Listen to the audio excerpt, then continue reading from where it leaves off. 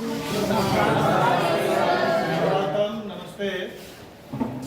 उपविशन्तु सर्वे छात्राः। अद्य वयं व्यंजन संधि इति विषयं पठिष्यामः। ठीक है, आज हम लोग व्यंजन संधि पढ़ेंगे। इससे पहले हम लोग स्वर संधि पढ़ेंगे। एक बार पुनरावृत्ति करते हुए पूछते हैं आपसे कि व्यंजन संधि में संधि किसे कहते हैं? संधि का परिभाषा भी बताएगा। दो वर्णों के मिलने से जो विकार उत्पन्न होता है उसे संधि कहते हैं। आप लोग पहले भी पढ़े हैं और मैथ में हमेशा आप लोग पढ़ते रहते हैं कि 2 + 2 = 4। ये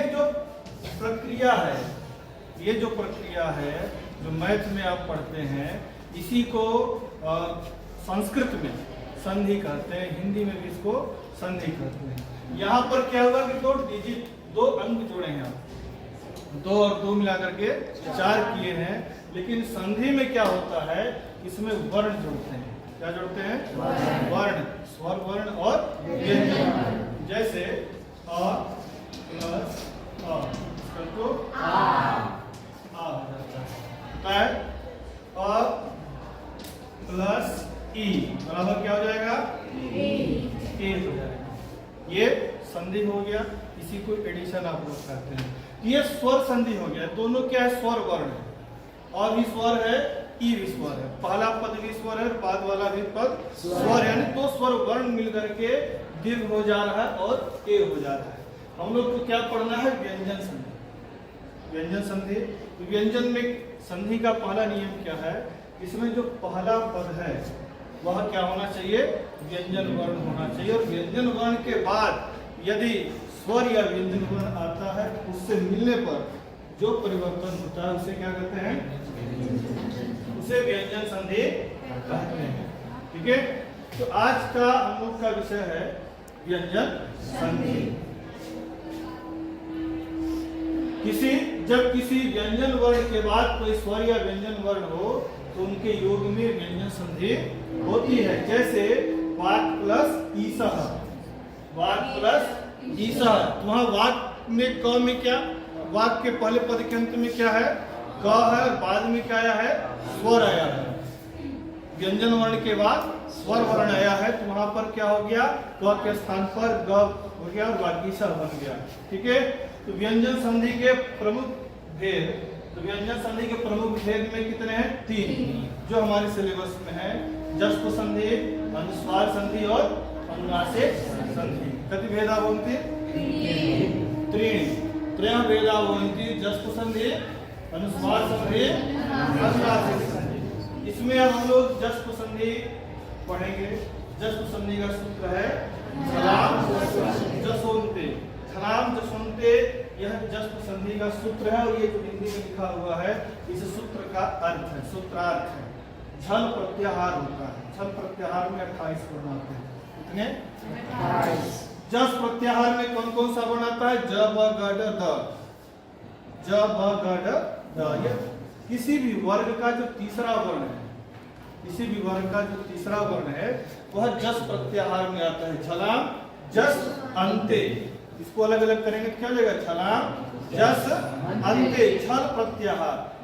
ठीक है, झल प्रत्याहार के बाद यानी वर्ग के प्रथम वर्ण के बाद किसी भी वर्ग का तीसरा वर्ण आता है, चौथा वर्ण आता है, या फिर यह वर्ण आता है, या कोई स्वर वर्ण आता है, तो प्रथम वर्ण के स्थान पर उसी वर्ण का क्या हो जाता है?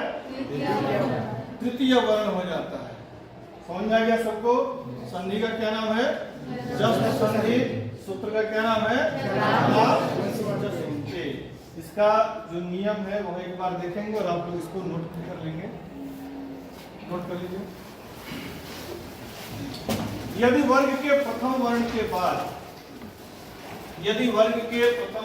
बाद किसी वर्ग का तृतीय चतुर्थ,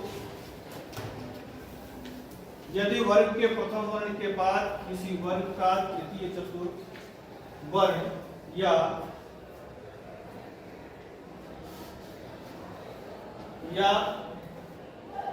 यवर्ण तथा कोई स्वर वर्ण आए तो वर्ग के प्रथम वर्ण के स्थान पर अपने ही वर्ग का, उसी वर्ग का तृतीय वर्ण हो जाता है। प्रथम वर्ण के स्थान पर उसी वर्ग का तृतीय वर्ण हो जाता है। तो वर्ग का प्रथम वर्ण क्या है? कितने वर्ग होते हैं? 5 वर्ग होते हैं। कितने? 5। कौन कौन से? क वर्ग, च वर्ग, ट वर्ग, त वर्ग और प वर्ग। क वर्ग, च वर्ग, ट वर्ग, त वर्ग और प वर्ग, ये 5 वर्ग होते हैं। और इनका तीसरा वर्ण कौन होता है? क वर्ग का ग होता है, च वर्ग का ज, ट वर्ग का ट होता है, क वर्ग का द होता है, प वर्ग का ब होता है। यानी वर्ग के प्रथम वर्ण के बाद किसी भी वर्ग का हो, में से किसी भी वर्ग का हो, यदि प्रथम वर्ण के बाद किसी भी वर्ग का तीसरा या चौथा वर्ण आता है, गज ढ ध हो या फिर घ झ ढ ध भ हो या फिर यवर ल हो तथा कोई स्वर वर्ण हो, तो प्रथम वर्ण के स्थान पे जो प्रथम वर्ण है इसके स्थान पर ये तीसरा वर्ण हो जाता है। प्रथम वर्ण के स्थान पे इसी वर्ग का तीसरा वर्ण हो जाता है। कोई डाउट? समझ में आ रहा है सबको?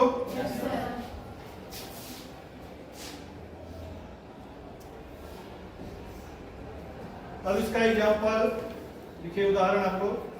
जैसे जगत प्लस ईसा, जगत प्लस ईसा, तो यहाँ क्या है? जगत में पहले पद के अंत में व्यंजन वर्ण है, उसके बाद स्वर वर्ण आया है। तो व्यंजन वर्ण के बाद यदि स्वर वर्ण आएगा तो क्या होगा? ये जो प्रथम वर्ण है इसी वर्ग का तीसरा वर्ण यानी द हो गया, ई से जुड़ गया उसमें, तो बन गया जगत ईसा। जगत प्लस ईसा, जगत ईसा, जगत प्लस ईसा, जगत ईसा। इसी तरह से लिखेंगे दिक् प्लस अमरः, दिक् प्लस गजः, दिक् प्लस गजः, दिक् प्लस गजः। का है पद के अंत में वर्ग का प्रथम वर्ण, उसके बाद तृतीय वर्ण आ गया, तो तृतीय वर्ण में परिवर्तित होकर बन गया दिक् गजः। इसी तरह से आप एग्जाम्पल लिखेंगे। अगला उदाहरण, सदाचारः, सदाचारः, सद्गतिः, सद्गति का संधि विच्छेद क्या होगा? सत प्लस गति, उद्गम, उत प्लस गमः, उद्गमः, वाक्जालम, वाक् प्लस वाक्जालम होएगा, वाक् प्लस जालम, जगदाधारः, जगत प्लस आधारः, दिगंबरः, दिक् प्लस चिदानंदः,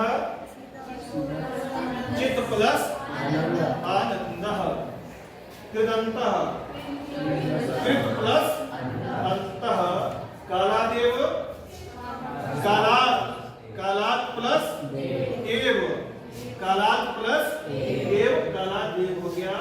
मत भोगः, मत प्लस योगः, यवर अलग होना चाहिए, मत योगः। लिख लिए सभी लोग, उदाहरण को सभी लोग नोट कर लेंगे। अब हम लोग को पढ़ना है व्यंजन संधि में अगला अनुस्वार संधि। अगला संधि पढ़ना है आपको अनुस्वार संधि। अनुस्वार संधि का सूत्र है मोनुस्वारः। लिख लेंगे आपको, अनुस्वार संधि सूत्र है मोनुस्वारः। सूत्र से ही आपको समझ में आ रहा होगा कि मा अनुस्वारः, मोनुस्वार का संधि विच्छेद करेंगे तो मा प्लस अनुस्वार, यानी मा के स्थान पर अनुस्वार हो जाता है। सूत्र है मोनुस्वारः। अनुस्वार संधि का सूत्र है मोनुस्वार। सूत्र का अर्थ है यदि पद के अंत में, लिख लेंगे आप लोग, यदि पद के अंत में म हो यदि पद के अंत में म हो और उसके बाद कोई व्यंजन वर्ण आता है, पद के अंत में म हो और उसके बाद कोई व्यंजन वर्ण आता है, तो म के स्थान पर अनुस्वार हो जाता है। म के स्थान पर अनुस्वार हो जाता है और यह अनुस्वार कहाँ लगता है? म से ठीक पहले वर्ण पर। म से पहले जो वर्ण आएगा उस पर यह अनुस्वार लगाया जाता है। पद के अंत में म होना चाहिए, पहले पद के अंत में म होना चाहिए, उसके बाद कोई व्यंजन वर्ण आता है तो म के स्थान पर अनुस्वार लगेगा। समझ में आ गया सबको? पद के अंत में क्या होना चाहिए? म होना चाहिए। पद के अंत में म और उसके बाद कोई व्यंजन वर्ण आएगा तो क्या हो जाएगा? म के स्थान पे अनुस्वार का प्रयोग कहाँ करेंगे? म से ठीक पहले वर्ण पे करेंगे। म प्लस व्यंजन वर्ण बराबर अनुस्वार। म के स्थान पर अनुस्वार हो जाता है। म स्थाने अनुस्वारः, मोनुस्वारः। मोनुस्वारः का अर्थ हो जाता है म स्थाने अनुस्वारः। म के स्थान पर अनुस्वार हो जाता है। अब इसका उदाहरण देखेंगे सभी लोग। यथा में जैसे नगरम प्लस गतः, नगरम प्लस गतः या नगरम, पद के अंत में क्या है? म है। म के बाद क्या आया? ग आया, वर्ग का तीसरा वर्ण आया है, तो क्या हो गया? म के स्थान पे अनुस्वार। म के बाद व्यंजन वर्ण आया तो म के स्थान पे अनुस्वार हो गया। और त्वम प्लस चलसि, पद के अंत में म है, उसके बाद व्यंजन वर्ण आया तो म ये कहाँ अनुस्वार बन गया? म से ठीक पहले वाले वर्ण पे। त्वम चलसि बन गया। इसके आगे और भी उदाहरण लिखेंगे आप लोग। अगला उदाहरण, हरिम प्लस वंदे। हरिम प्लस वंदे, इसका संधि विच्छेद क्या जाएगा?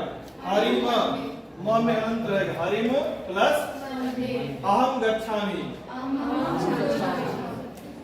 जलम नयति, स्वर्गम गतः। स्वर्गम प्लस कृष्णम वंदे। कृष्णम प्लस लिख लेंगे आप लोग। कृष्णम प्लस वंदे, कृष्णम वंदे।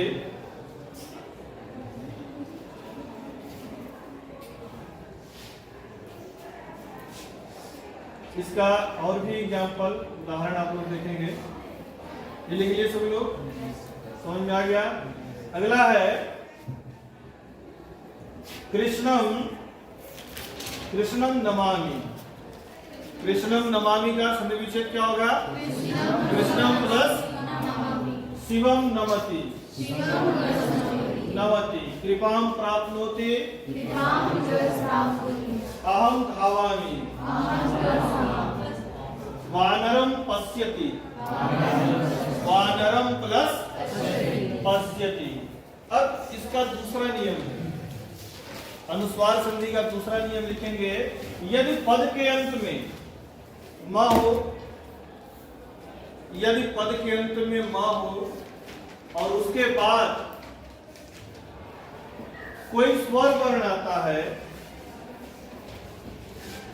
यदि पद के अंत में म हो और उसके बाद कोई स्वर वर्ण आता है तो म जैसे का तैसा ही बना रहता है, उसमें कोई परिवर्तन नहीं होता है। यदि पद के अंत में म हो और उसके बाद कोई स्वर वर्ण आता है तो म जैसे का तैसा ही बना रहता है।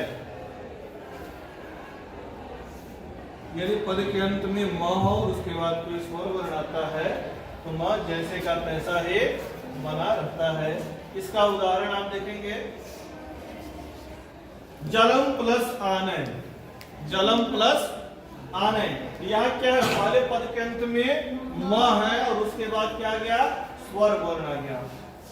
आने में क्या है? स्वर वर्ण है, तो क्या हो जाएगा? ये जलमानय हो जाएगा, यानी म में कोई परिवर्तन नहीं होगा। म अपने स्थान पर रहेगा, बाद वाला जो स्वर है वह उससे जुड़ जाएगा। म में कोई परिवर्तन नहीं होगा, बाद वाला स्वर म से जुड़ जाएगा। अधम प्लस आचरण। अधम प्लस आचरण, यहाँ म है, म के बाद फिर आया है तो क्या होगा? अधमाचरण बन जाएगा, म में आ जुड़ जाएगा। यहाँ परिवर्तन नहीं होता, बाद वाला जो स्वर होता है वह म से जुड़ जाता है।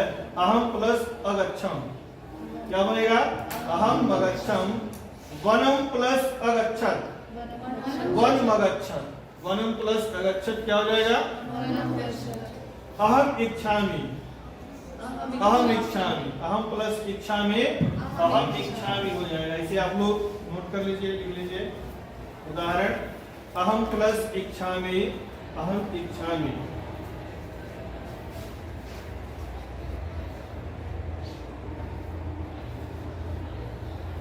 इससे आपको कोई डाउट है व्यंजन संधि में?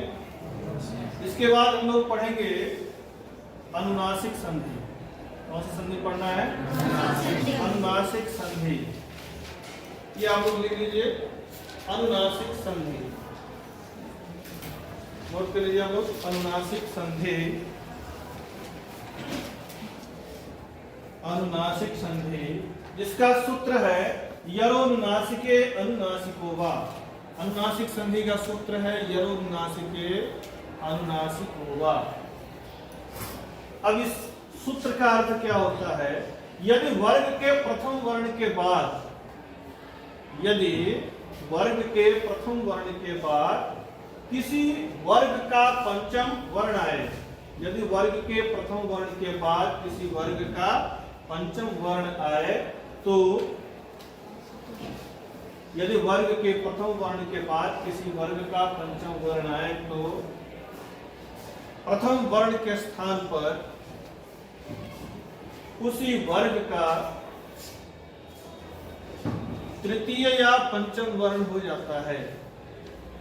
वर्ग के प्रथम वर्ण के स्थान पर उसी वर्ग का तृतीय या पंचम वर्ण हो जाता है।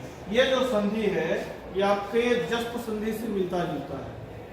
जस्त संधि में आप क्या पढ़े थे कि यदि वर्ग के प्रथम वर्ण के बाद किसी वर्ग का तीसरा चौथा वर्ण है, नहीं पढ़े थे ना?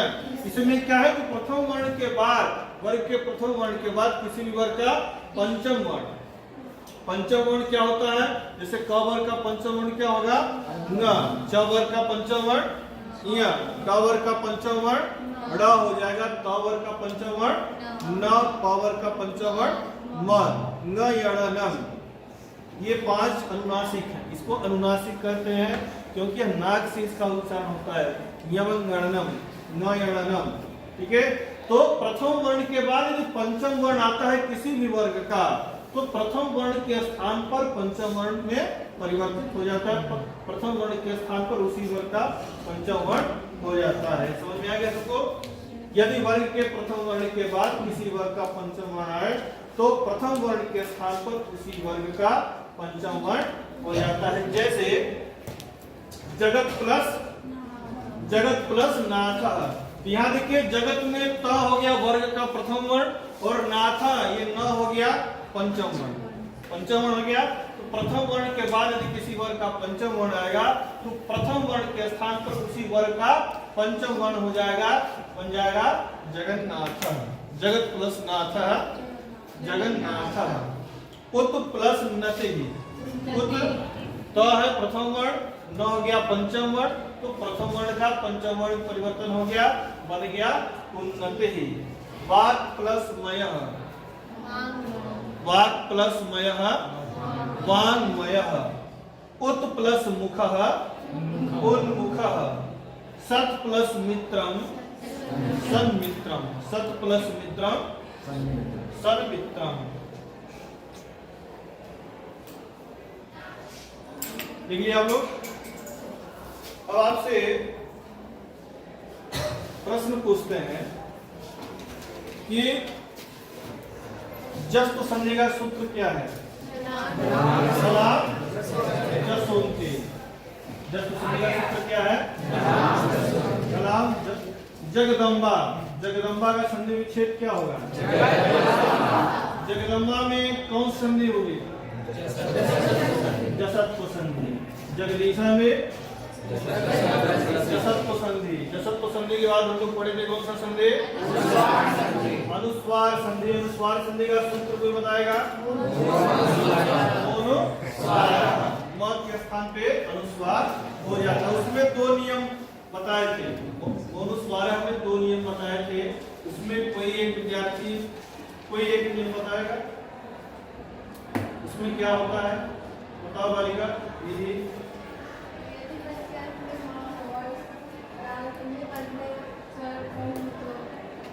मत जैसे का तैसा बना रहता है। कोई एग्जाम्पल बताओ। अहम प्लस इच्छा में, अहम इच्छा में, बैठ जाओ। और कोई बताएगा बालक? और कोई ना सीखा? यदि पद के अंत में म हो और इसके बाद कोई व्यंजन वर्ण आता है तो म के स्थान पर अनुस्वार है। अनुस्वार हो जाता है। ये अनुस्वार कहाँ लगता है? बाद वाले म से ठीक पहले वाले वर्ण, बाद वाले वर्ण पे नहीं, म से ठीक पहले वाले वर्ण पर यह अनुस्वार लगाया जाता है। सबको समझ में आ गया? इसके बाद कौन संधि पढ़े थे हम लोग? अनुनासिक संधि। अनुनासिक संधि पढ़े थे। सूत्र उसका बताएंगे आपको।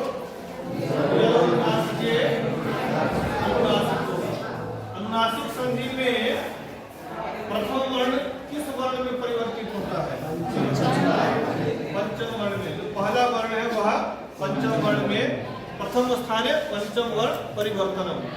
पहले वर्ण के स्थान पर पंचम वर्ण में परिवर्तन होता है। जसत्व संधि में तृतीय वर्ण में परिवर्तन होता है। जसत्व संधि में पहले वर्ण के स्थान पर तीसरे वर्ण में परिवर्तन होता है। हो गया सर?